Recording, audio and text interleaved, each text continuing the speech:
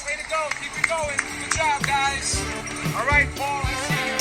All right, John. Finish on. Coach Carl. Great job, guys.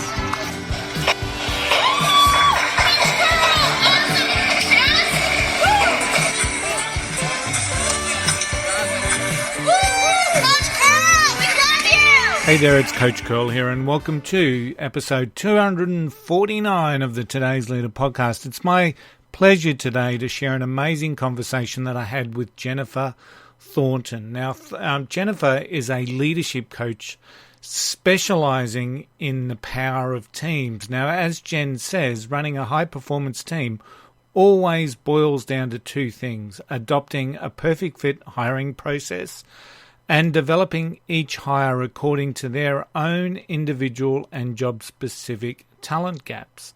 She's a bundle of knowledge and a bundle of energy, forsaking a wonderful international career in people and forging out on her own path.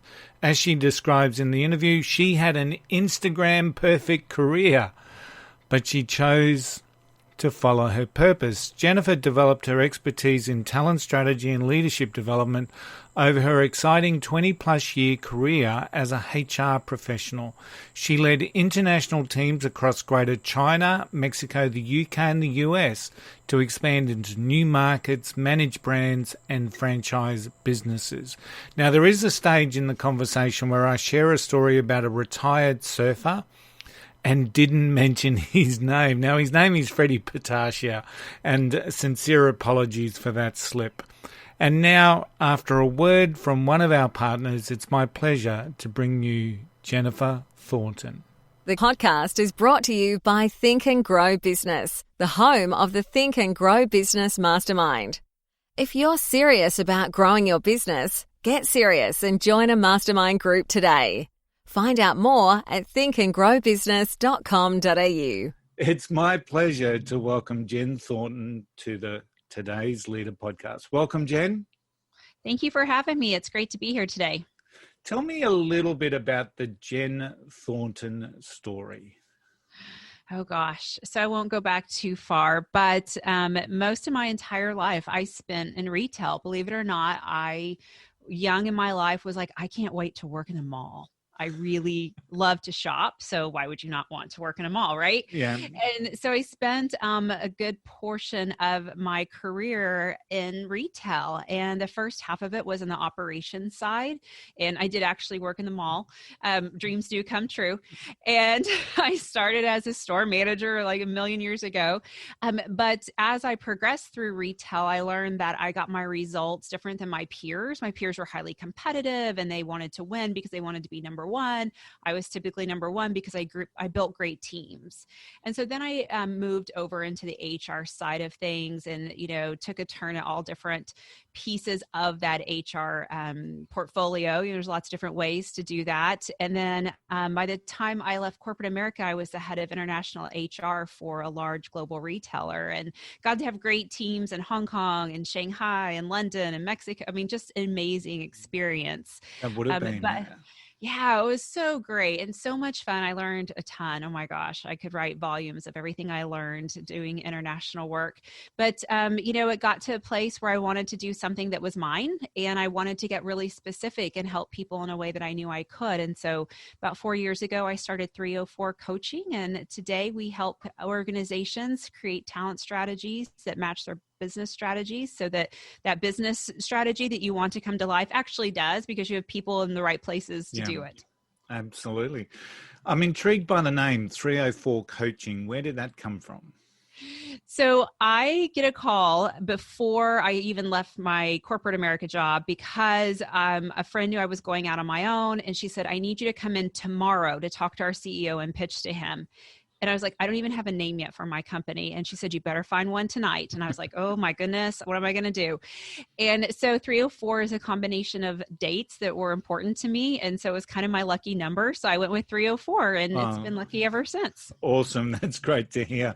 And it's interesting. My background's retail as well. And in retail, that competitive nature that you spoke about is certainly evident with any retail leader. But the leaders that get the best results are usually the ones that have built and created the best teams. Yeah. And I think what a lot of people don't realize is retailers are running businesses. You might walk into your local store, but realizing that team of people are running multi-million dollar businesses and making hiring decisions and deployment decisions and all types of stuff to make that experience come to life when you walk into that location. Absolutely, it's their own little profit center, and so many people sort of disregard, in some respects, the quality of leader that we have in our retail space. So understanding that drive that you've had to go from an operational leadership into like a people leadership in HR, is that what compelled you to dive into your own coaching practice, or was there other research or learnings or lessons that you had that compelled you to go out on your own? Over the last probably maybe 8 years when I was still working in a corporate environment, I realized really soon that we only succeeded when we had the right people and we learned how to really think about our deployment of people and how we work together. And every time we had a project fail, 100% it was about the people. And when we went internationally and I, dealt with international executives and sitting at the table, it's hard enough to get a group of executives to align when they speak the same language and are living in the same time zone. And when I started to see the difficulties of alignment with executives across language, across culture, like there was just, we failed over and over again because our executives couldn't gain alignment. And I was like, man, like what if organizations could do this, could really think about it? And I got really into understanding, why does the mind, kind of fight that alignment, and how do we get kind of caught up in our own ideas? And it just grew this huge passion of figuring out how to align the talent to make the business come true. In so many ways, businesses, from what my experience has been, is that we operate with this sense that there's a cost of doing business in relation to the people, in that we'll never get perfect alignment, that everyone's competitive, everyone wants to get the best results for themselves. And the companies and the businesses that I see that invest in the team dynamic space, for want of another word, are the ones that ultimately win. In fact, one of my other podcast guests made a very simple case. He said the business with the best team will win. Like, it was a very, very definitive statement. And I just love that, because so many people miss that. Yeah, you're absolutely right. And they look at people as disposable or the right person for this time, or they don't think you can have both the profit and the human aspect, and they chase profit over humanity. And I'm like, you can have both, I promise. And you'll probably have more profit long term. Yeah. If you invest in the humanity of your company, and it becomes a focus for you to be excited about your team and excited to see them grow, and get excited when they fail because they're learning something. And when you really start to think of the humanity of the team, the profit follows. So how do you use what you do with a company? What would be a typical client journey that you take them on? So what we do when we work with clients is we really start to talk about not necessarily their pain points. A lot of people start there, but I always say, where are we going? That's the first thing I want to understand with the organization, not where we are, because it doesn't matter, because that's already history within the minute. But where do you want to take this organization, and what does that look like 3, 5, 10 years, and dream ridiculously big? Like, I like people to have ridiculous thoughts. Like, we could take this company and deploy it to Mars. Like, as crazy as we can get. Then I always say, okay, then how do we get there through the talent? And so we don't get caught up in the past, we get caught up in the movement of the future. What does that culture need to look like? What are the development programs that need to be brought in? How do we need to change the way we look at processes, scalability? And so it really just starts with where we are going. Excellent. So is it about recruiting the right team, or is it about developing the right team? I think they go hand in hand. You have to, and I think the thing that's missing from that is, what's the right work for that job? Yeah. And so really aligning the work and understanding what job needs to be out there and what will that job do. One of the things I find a lot of organizations doing is they're looking for unicorns. And so they have this job description that's really 3 different, completely different jobs and different skill sets. And then they're surprised everyone they hire fails. Like, I don't know why we're surprised here, because you can't, like, they're completely different skill sets. And so the first thing is getting crystal clear on the work and how might it get done and who needs to do it. Then really good hiring decisions. Then how do we onboard that person, make them feel part of that organization? Then how do we develop them for the future? Excellent. I'm intrigued by some of the areas that you work in. So help me understand a little bit. Tell me a little bit about how you work with a company in relation to innovation culture. Now, you've got a bit of a catch cry that you trade fear for innovation. So walk me through what that looks like for an organization. So one of the programs that we teach is conversation intelligence, and that is understanding the neuroscience of the mind and how our conversations either move us to our primitive brain and create fear. And when that happens, it shuts down our prefrontal cortex. So no new ideas, no learning, no collaboration, like everything you need just went away. Yeah. Or how do you use your language to open up that prefrontal cortex? Because that's where innovation happens. And, when we walk in and we say to someone, hey, meet me in the boardroom, we're going to talk about why we've lost market share and product, XYZ. Everyone's like, oh, that's all fear, and that's all like, I'm in trouble. We're going to have to explain it. If I tell the truth, I'm going to get in trouble. No one likes my ideas. So we basically, when we ask people to innovate, we create fear, which makes it almost impossible to use the parts of our brain that does create innovation. So is it a concept that we continually innovate, or that we continue? Is that part, like you hear these, the stories around Google and whatnot that have it as part of their framework, that a certain percentage of their time must be spent on an innovative or a research project? How does an organization implement innovation or that culture of innovation when it hasn't been present? So one of the things is really understanding how we talk to each other and creating that culture, that language that keeps people in a collaborative state. And so innovation is, a byproduct of collaboration and trust and all of those good things. So you do have to start to build those foundations. And it's really simple. Like, many people I work with are like, well, I just can't be nice to everyone. I'm like, I'm not asking you to lie and tell people things are great when they're not. I'm asking you to think about how you tell the truth. And simple things like saying, that's never worked. We've tried that before. It doesn't work. And you tell that to a brand new person that's on your team that's excited about something they want to make a difference in. And so from the early onboard stage, you tell them, I have no interest in your new ideas. Yeah. And you've just set the culture by saying that. So yeah, so simple, but they totally just take all the wind out of their sail. Yeah, it's such an interesting space, that whole concept of, personality profiling, trying to get people to work better with people. I had a leader just recently say to me, why is it me that's always got to adapt to people, to my team? Why is it me that's always got to make the allowances to get the best out of them?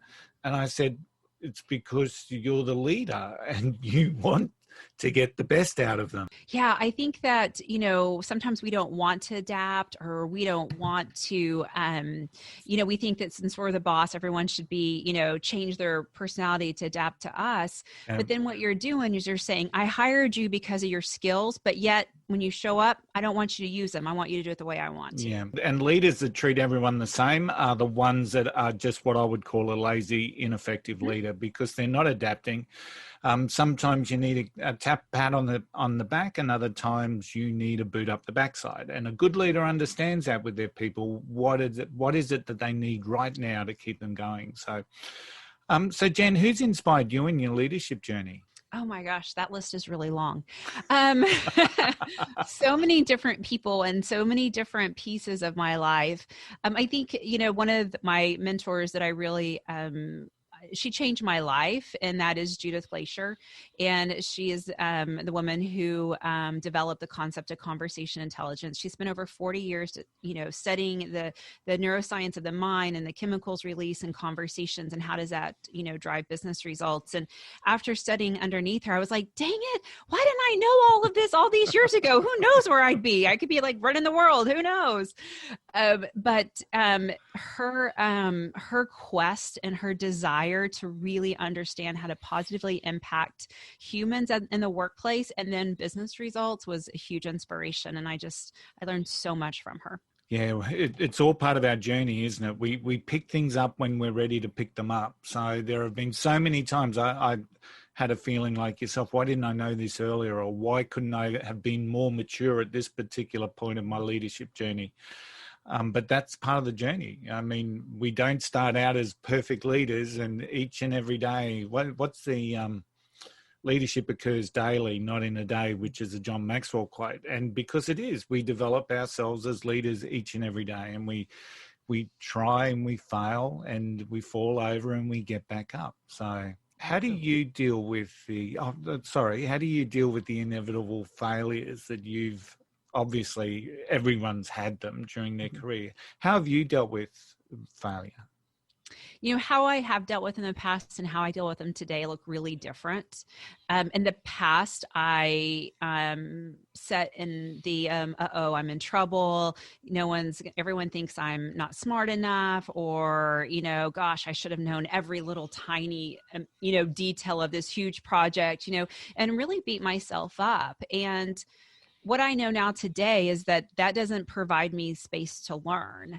And so where I try to be today is really, really excited about messing up. I'm like, wow, my team and I, we talk about it all the time. We're like, I totally screwed this up. Look at this. And then we get really excited about it. And we're all like, wow, that was fantastic. And oh my gosh, because you did that, I learned this. And we actually have made messing up or failures a really exciting piece of our journey, because it's an opportunity for us to learn, and they're going to happen. So why get all mad and take away the opportunity to do better in the future? So we've gotten to a place where we, celebrate when we mess up, and because it's just going to happen. What a great lesson there for everyone listening, to be able to celebrate your failures. I mean, a lot of our leaders that we have on the podcast talk about learning from our failures, or taking the lessons and driving it forward, using it as motivation, but celebrating our failures. And I guess there's just so much benefit in that for people, because it's our relationship with failure that counts. And you made mention before that you used to think that you're in trouble, or that was the mindset. Sometimes we try to avoid failure by not doing anything new or exciting, or even attempting anything great, because of that fear that we're going to fail. So for a lot of people, it's so much easier for them just to say, well, if I don't do anything, I won't fail and I won't get in trouble. Yeah. How would you work with a leader in who's got that mindset? Yeah. So that's, again, trading fear for innovation. It's how we do it. And so if I, as a leader, went to my team and was like, I can't believe you did not tick this little tiny thing. And how did you not know that? And you should have known exactly what would have been great on social media in the year 2020, right? I mean, you should have totally known, and beat someone up. Then I have created fear, and I have created a space where they cannot be innovative, and where I've kept them small, and where I've kept them safe. But if I can get them to feel trust, and I'm excited when they fail, and I'm excited for them to tell me, and they start telling you earlier, when the failing starts, they start telling you earlier. They don't try to hide it. They don't try to fix it behind your back, because if you open up that space where failure is celebrated, you learn about it really early in the game. And that is important as a leader. You need to know when things are going south. And so we created innovation from being excited about failure. And that then creates a space where people will try to push harder and harder. I always, when someone asks me a question, I'm like, I hired you as an expert. As an expert, what do you want to do about this? And they're like, oh, I think we should do this. Fantastic. And if I have a different opinion, I'll share that. But I always remind them, I hired you for your expertise. What does your expertise tell you right now? That's excellent. That That really does help people understand the where they sit. I mean, one of the leaders that I had a really good relationship when moved into a new role, and there was a celebrated CEO that came into that particular organisation. So I asked him, I said, what's it like working with so-and-so, such and such? And he said to me, he said, he's got this really uncanny knack of being able to employ really great people and then trying to do their job for them. So, which is an incredibly deflating experience when you are a senior, experienced or an energetic, enthusiastic leader, having your boss over your shoulder, making sure that you're doing what they want you to do as opposed to utilizing your own experience. You know, if you're a really strong leader, you can't be an expert in everything. So if you're playing the expert in every department in your organization, then you yourself that you've hired to do the job, one, you're wasting a lot of payroll on those you actually hired. And two, you're not doing a good job because you can't be good at everything. And if you want to hire smart people, let them do what they're really good at. At the moment, I've been reading a fair bit of research around CEO burnout. During this COVID crisis, there is a lot of burnout in senior executive ranks. And I think that that's been largely driven, obviously, by the uncertainty that they're facing and their ability to continue to lead by example. So when it comes to things like burnout and you know, just being able to apply energy into your role, what are some of the tips and strategies that you've used in the past, potentially with leaders that you've worked with, to help smooth that process out? My gosh, there's a couple of things. One, I think that people walk into burnout because they're in decision fatigue. And that is exhausting. It's so exhausting. And a lot of that stems from not either A, knowing what the work needs to be, hiring the right person, and then developing and deploying. And so really, what is that, you know, core reason that burnout is there? Is it decision fatigue? Is it, you know, you've just been beat up because of some, you know, failures, and you've got to kind of get your mojo back because those failures took away your confidence. And so you'd rather just take your toys and go home and not play anymore, because I hear that happens. I mean, happens a lot with executives. Then we got to get excited again about failure, you know, or is it this place where you're just struggling to get your culture right so that you can create all this that you want? So I think when you are in burnout, get really honest with what the cause of that burnout is, because it'll be unique to you, and then take it on head on. Just put your heels in the ground and say, you know what, I'm stronger than this burnout and I can figure out how to turn this ship around. Excellent. Decision fatigue, that's another thing that I work with in respect with a lot of leaders. Their inability to make a decision, their amazing ability to procrastinate and try and get more information than what's required.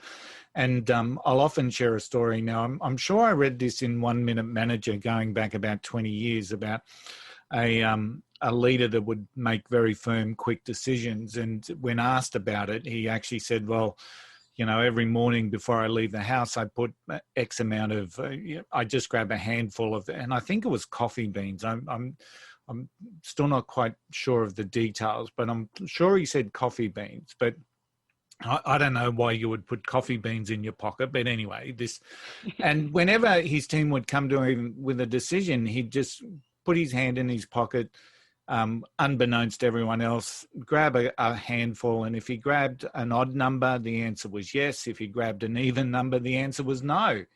And that was the decision. And people would say, well, that's ridiculous. What was he actually doing? And so what he was actually doing was talking about, well, it's the decision, making the decision is actually more important than the decision, because if the decision was blatantly wrong, he's got a team there that's going to say, hang on, that's just wrong.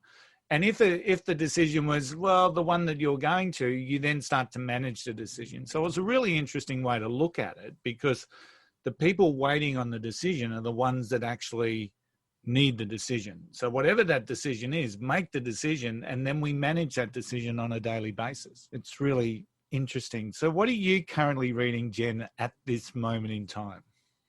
Oh, so I am an avid reader and book collector. And, you know, one of the things I've actually been reading a lot and looking at it in a different way, this may seem totally in the left field, but I love historic fiction.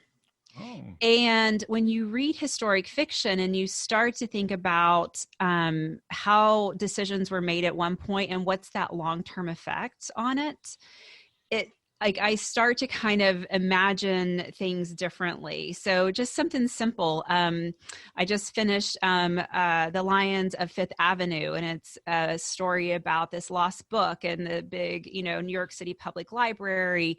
But it was interesting because it was over 3 generations. And so you could see how decisions start to impact, and how a decision you make can really affect 3 generations down underneath you.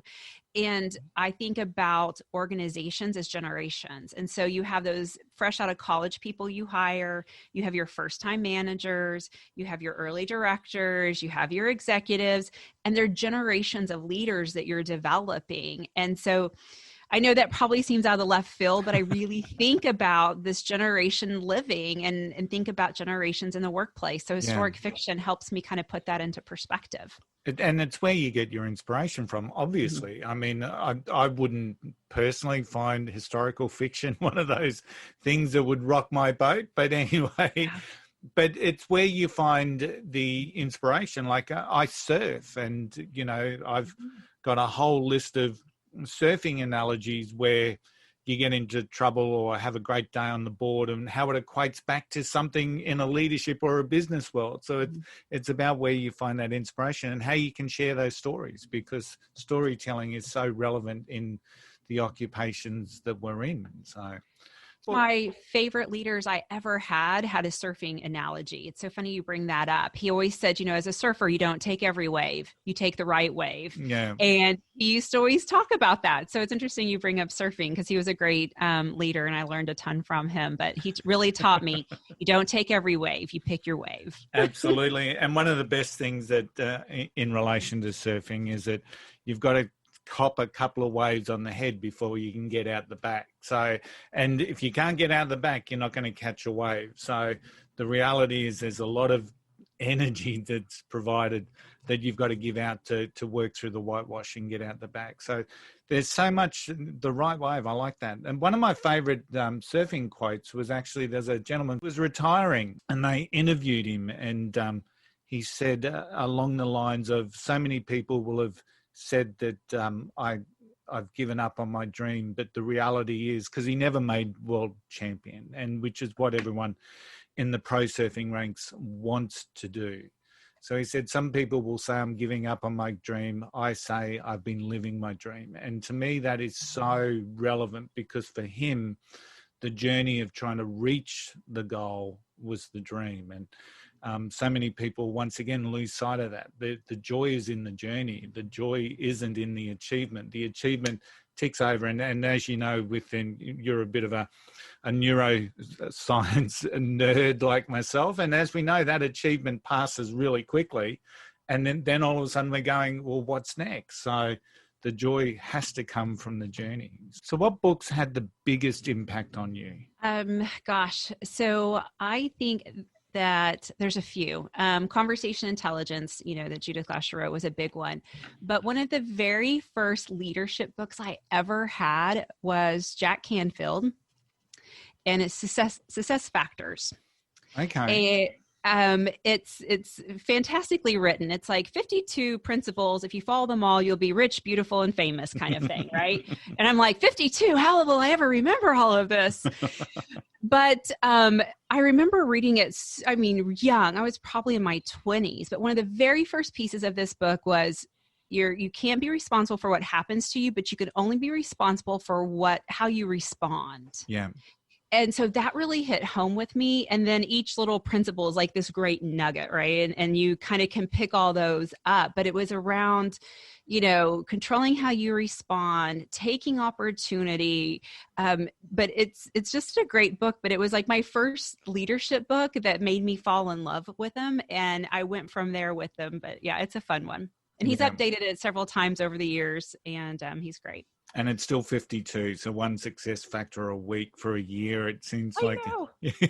Yeah. But I remember remember thinking I was going to remember them all in 1 week, and Yeah. I know that didn't happen, but Yeah. I still remember them.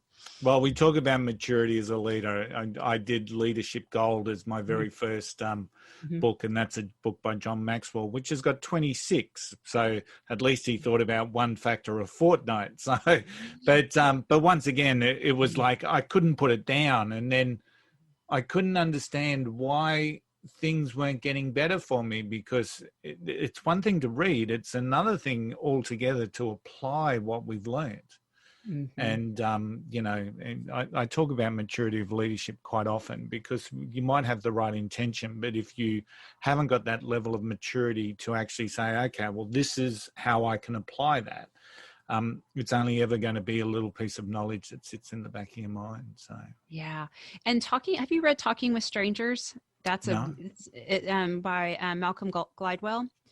It is fascinating, and I highly recommend it on audio, because he has the actual like recordings of people he's talked to as part of their research. Oh, But wow. it's fascinating. But basically, it goes through several stories that you might have a perception on, or it has to do with Larry Nasher, who went to prison for sexual abuse towards young gymnast women, and how did that go on for 20 years without anyone thinking or believing it?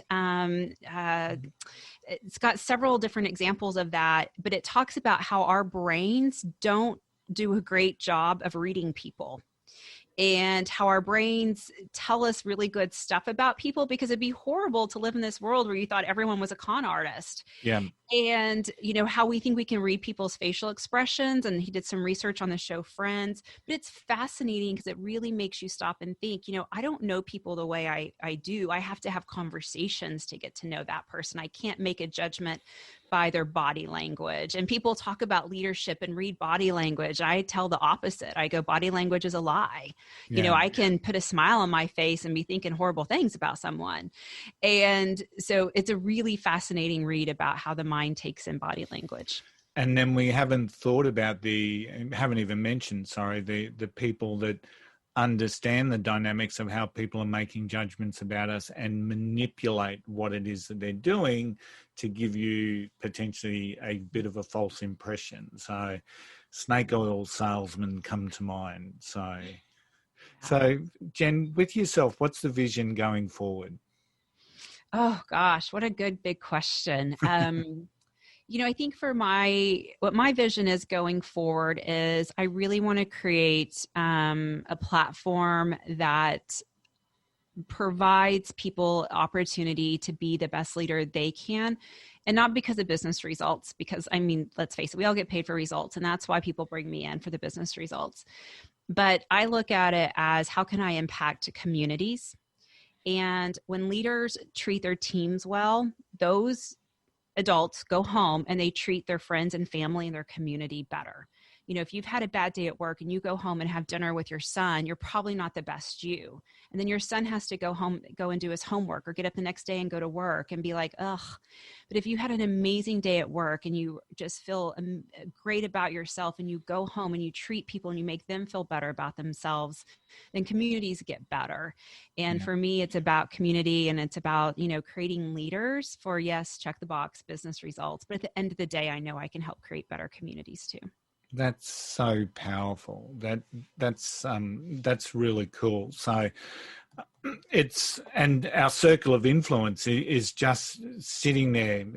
Absolutely. So a leader at work probably many leaders at work will probably have very little understanding of what you just spoke about. The fact that someone being mistreated, maltreated at work will then potentially go home and do exactly the same thing with their family, which is something that I'd challenge all our listeners to think about. If you are in that leadership position, what sort of legacy are you leaving, I'll use the word legacy. It's not quite right, but what sort of behaviors are you leading or role modeling that are then picked up by other people outside of the workplace? So that's a powerful vision. I love that one. So out of everything that you've accomplished over the last couple of years, what are you most proud of? I am the most proud of starting a viable business. I, started, working in corporate America. I was always the person who was part of the new idea or the new brand or the new country. And I worked really, really hard. And I never thought I could do it on my own. And I came to a crossroads where I just I didn't really know why, but I just knew in my heart that I had no other choice but to do it on my own. And I can't tell you how many people said I was crazy. I mean, my life was fantastic on Facebook and Instagram, flying around the world and visiting amazing places. Like, it was the most incredible job. And my heart said, you can no longer do this. You have to do something else. And so Yeah. to create something that pays your bills it's exciting. And I just love that I get to do it my way and I get to be authentically me every day. And that's a lot of fun. Yeah. And that's an accomplishment in itself. Being able to be who we're designed to be, I think, is just powerful. So, Jen, is there anything that I haven't asked you yet that I should have asked you? And I guess this is your opportunity to jump on a soapbox, wave the banner, wave the flag, whatever it is. Is there anything that you'd like to use your soapbox space for? Oh my gosh. So what I think I'd share today is, because I'm all about implementation. It's one thing to talk, but let's actually do something. And so if you want to create more innovation in your team, you have to think about how do you verbally set that up? Because again, body language doesn't count. We're really bad at reading into it. So how do we use our language? And, if you want to create innovation, there is a great tool I have on my website that teaches you how to have crazy idea meetings. And so they're fun to set up. You don't say, we're going to go brainstorm at 2:00 in the room. You say, hey, on this date, we're going to talk about how to increase our profit by X% on this product. Get really specific. Then you tell people, I want you to bring your most ridiculous ideas to me. And in fact, I'm going to give out rewards for the most ridiculous ideas. And so you really get people to open up because they're now going to get rewarded for thinking incredibly big instead of being in fear of thinking small. And it's just so much fun when you go into those meetings and you host them in a way where everyone just gets excited about the ideas, and you can find great themes, and you can find the solutions to your company by doing that. And then from the implementation stage, from say a crazy ideas meeting, how do you then walk that team through, or how do you then take the ridiculous idea and make it real? Yeah. And so you put them all up on the board without judgment, and you ask people to build on them. And then once you've kind of exhausted it all, you then talk about who wins the awards, because then collectively you get the awards out there. But then you start to look at common themes. So if you have 20 ideas out there, but all of them are related to, maybe the brand positioning, maybe we positioned it to the wrong person. And you're like, wow, all of these ideas have this common theme. Now let's dive in and actually do something with that common theme. And that's the piece of it, is finding the common themes that you can then do something with, because they will be in there. So you've got to invest in the process. So a lot of leaders, I would imagine, would be saying, what's the point of a crazy ideas meeting? It's a waste of time. Nothing's going to happen. All I'm going to hear is, in inverted commas, stupid stuff. But ultimately it's about looking and investing in the process to try and find a theme which we can then dive into and actually make something real out of. Yeah. And the long-term benefits of it is you've celebrated innovation. Yeah. You've celebrated thinking in a way without judgment. And the first time you do it, you'll get the needle to move a little bit, but then everyone will realize that no one lost their job. It was okay. You meant what you said. You were going to celebrate ideas. And then the next time it gets bigger and bigger. And when you think about moving a culture from fear to innovation, you have to do some activities that do that, other than walking into someone's office and saying, no longer be in fear of me, start being innovative. That didn't work. Yeah. But, that's like, you've got to start thinking positively. So that doesn't work either. And there's a process, and I really like that process. So stop. The meetings will continue until morale improves. Absolutely. You've got it.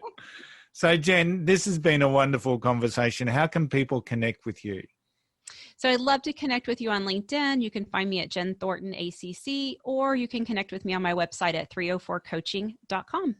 Excellent. Jen, it's been an absolute pleasure speaking with you. I'm going to look up some of those books. I'm really intrigued by that conversation intelligence. really want to dive into that myself and understand that. One of the biggest books that impacted me was a book called Crucial Conversations by Kerry Patterson. That's a good one.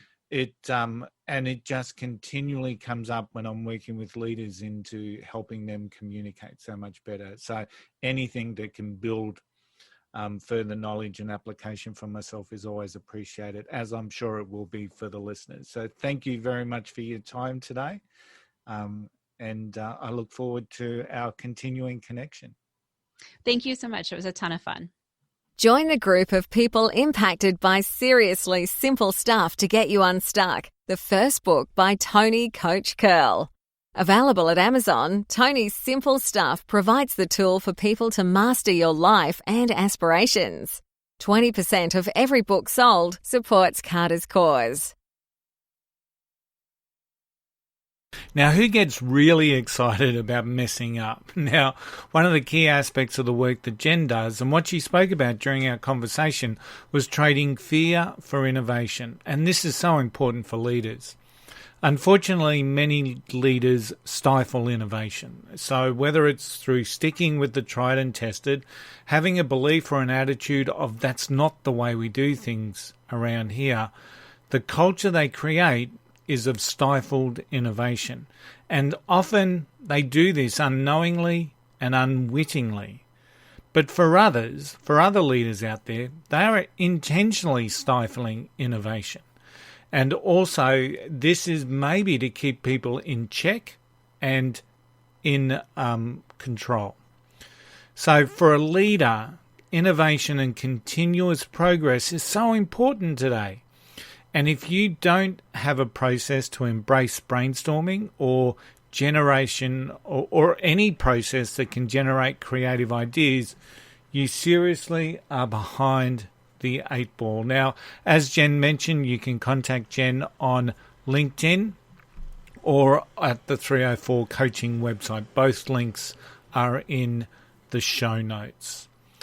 In today's disruptive world, good leadership skills will always stand you in good stead.